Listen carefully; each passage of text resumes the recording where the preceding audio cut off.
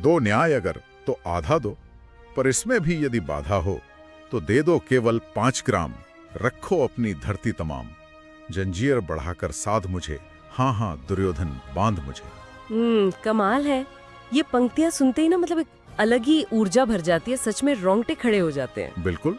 और देखिए, ये जो पंक्तियां हमने अभी सुनी, ये महज एक कविता नहीं है, बल्कि ये न्याय, कर्तव्य और बलिदान का सबसे बड़ा और अंतिम मार्गदर्शक है। हाँ, एकदम सही कहा आपने। नमस्ते दोस्तों, स्वागत है आपका विचार संसार पर, जहां हम विश्लेषण करते हैं उन शब्दों का जो दुनिया बदलने की शक्ति रखते हैं। और आज जिस विषय पर हम बात करने वाले हैं वो हिंदी साहित्य की मतलब सबसे शक्तिशाली रचनाओं में से एक है। हाँ, आज के इस गहन विश्लेषण का विषय है 1952 में प्रकाशित रामधारी सिंह दिनकर का महाकाव्य रश्मिरथी, जिसका अर्थ है सूर्य की किरणों के रथ पर सवार। उनका जन्म 1908 में बिहार के बेगूसराय जिले के सिमिरिया में हुआ था। वो एक राष्ट्रकवि थे, राज्यसभा के सदस्य रहे और रश्मिरथी उनकी वो कालजयी रचना है जिसे भारत के प्रधानमंत्री ने भी भाग्य द्वारा ठुकराए गए लेकिन देवताओं द्वारा आशीर्वाद प्राप्त व्यक्ति की कहानी कहा है। चलिए इसे थोड़ा गहराई से समझते हैं। आज का ये विश्लेषण सुनने वालों को जीवन के सबसे अंधकारमय समय में भी प्रेरणा की एक बहुत बड़ी किरण दिखाएगा। तो शुरुआत करते हैं कर्ण के परिचय से। कुंती और सूर्य के पुत्र, जिन्हें जन्मते ही त्याग दिया गया, और एक सूत यानी सारथी परिवार द्वारा पाला गया।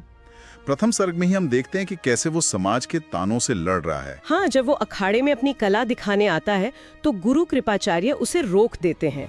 वो कहते हैं कि राजपुत्रों के साथ केवल एक राजा ही युद्ध कर सकता है। और वहीं से वो सूत पुत्र का ताना शुरू होता है।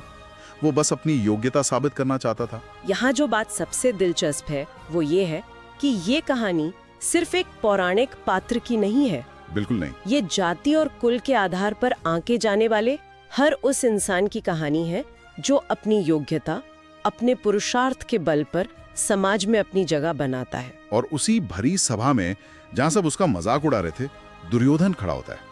वो उसे तुरंत अंग देश का राजा बनाकर सम्मान देता है। और यहीं से कर्ण के जीवन में एक ऐसा मोड़ आता है जो पूरी महाभारत की दिशा तय कर देता है, वफादारी का मोड़। लेकिन कर्ण की पहचान की लड़ाई यहीं खत्म नहीं होती है। द्रोणाचार्य ने तो उसे शिक्षा देने से मना कर दिया था। फिर वो भगवान परशुराम के पास जाता है। द्वितीय सर्ग की वो घटना जहाँ वो परशुराम जी की सेवा कर रहा है, गुरुजी इसकी जांग पर सिर रखकर सो रहे हैं, और तभी एक वज्री कीक, एक बहुत ही जहरीला कीड़ा उसकी जांग को काटने लगता है। खून की धार बहने लगती है। लेकिन कर्ण टस से मस नहीं होता। शरीर सुन्न पड़ रहा है, दर्द असहनीय है, पर वो इसलिए नहीं हिलता ताकि गुरु की नींद न टूट जाए। वो सच में एक बहुत ही भावुक दृश्य है। लेकिन जब गुरु जागते हैं तो परिणाम बहुत भयंकर होता है।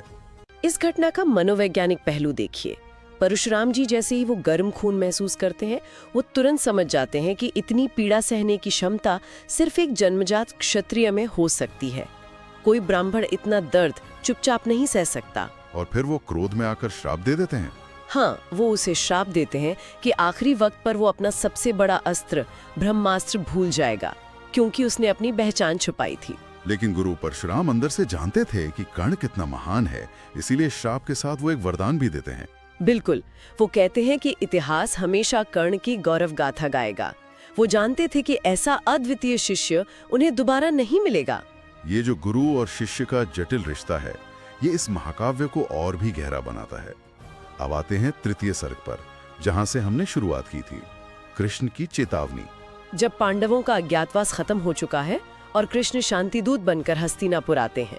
कृष्ण कहते हैं कि युद्ध टालने के लिए केवल 5 गांव दे दो, पर दुर्योधन का अहंकार चरम पर है। वो उल्टे कृष्ण को ही बंदी बनाने चला जाता है।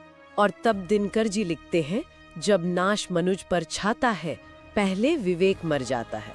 ये अध्याय इतना प्रभावशाली है कि आधुनिक सिनेमा में भी इसका खूब इस्तेमाल हुआ है। अनुराग कश्यप की फिल्म गुलाल का वो सीन याद है आपको? हाँ हाँ, पीयूष मिश्रा द्वारा वो जो गाया गया है, ये देख गगन मुझ में लय है, ये देख पवन मुझ में लय है, वो इसी सर्ग की तो ऊर्जा है। एकदम।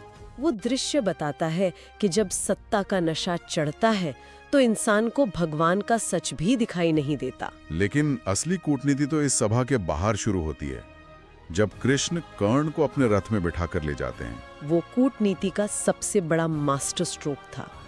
कृष्ण उसे सच बताते हैं कि वो कोई सूत पुत्र नहीं, बल्कि कुंती का सबसे बड़ा बेटा है, पांडवों का बड़ा भाई है। वो उसे मुकुट, कुंती का प्यार और द्रौपदी का साथ सब कुछ देने का लालच देते हैं। वो कहते हैं कि बस पांडवों के पक्ष में आ जाओ। कोई भी आम इंसान इस प्रलोभन के आगे टूट जाता।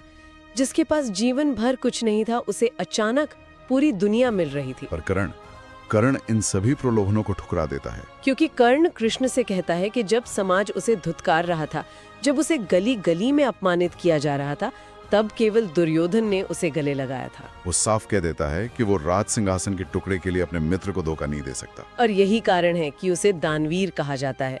वो अपना सब कुछ लुटा सकता है, पर अपना जमीर नहीं। दानवीरता की बात करें तो चतुर्थ सर्ग में वो जो इंद्र के साथ घटना होती है वो भी अद्भुत है। जहाँ देवराज इंद्र एक गरीब ब्राह्मण का भेष धरकर आते हैं। कर्ण बहुत अच्छी तरह जानता था कि ये एक छल है। सूर्यदेव ने उसे पहले ही बता दिया था। फिर भी वो अपने शरीर से जुड़ा हुआ अभेद्य कवच और कुंडल चीर कर दान में दे देता है। ये दानवीरता कम और देवताओं के अहंकार को तोड़ने का एक तरीका ज्यादा लगता है। वो साबित करना चाहता था कि एक इंसान की नैतिकता देवताओं की चालाकी से कहीं अधिक महान हो सकती है। और फिर पंचम सर्ग में कुंती खुद उसके पास आती है। एक माँ जिसने जन्म देते ही उसे नदी में बहा दिया था, वो आज उसी बेटे से अपने बाकी बेटों की जान की भीख मांग रही है। कर्ण अंदर से टूट चुका था, पर वो अपनी माँ को भी खाली हाथ नहीं लौटाता। वो ऐतिहासिक वचन देता है कि युद्ध में वो अर्जुन को छोड़कर अपने बाकी चारों भाइयों को नहीं मारेगा। वो कहता है कि तुम्हारे 5 पुत्र ही जीवित रहेंगे, या तो अर्जुन बचेगा या मैं। ये सुनते ही रोंगटे खड़े हो जाते हैं। वो जानता था कि वो कौरवों की तरफ से लड़कर हारने वाला है, उसकी मृत्यु निश्चित है। फिर भी वो अपने वचन पर अड़िग रहा। और जब कुरुक्षेत्र के युद्ध के मैदान में कर्ण के रथ का पहिया कीचड़ में धंस जाता है, वो निहत्था होकर पहिया निकाल रहा होता है। ठीक उसी संकट के समय परशुराम जी का श्राप फलीभूत होता है। वो अपनी सारी विद्या भूल जाता है। और कृष्ण के कहने पे अर्जुन एक निहत्थे कर्ण पर बाण चला देता है। ये क्षण धर्म और अधर्म की बहुत गहरी बहस छेड़ देता है। सच में निहत्थे पर वार करना क्षत्रिय धर्म नहीं था, लेकिन कर्ण हार कर भी जीत गया। श्री कृष्ण खुद मानते हैं कि कर्ण जैसा दानी और वफादार इस सृष्टि में दूसरा कोई नहीं हुआ। अगर हम इसे आज की आधुनिक प्रासंगिकता से जोड़ें तो आज के इस कॉर्पोरेट स्ट्रगल, नेपोटिज्म और सोशल मीडिया के युग में जहां इंसान को उसके बैकग्राउंड से आंका जाता है, वहां रश्मि रथी हमें बहुत कुछ सिखाती है। जब जीवन में सबसे खराब दौर चल रहा हो, तब दिनकर जी की ये पंक्तियां एक अचूक दवा का काम करती हैं।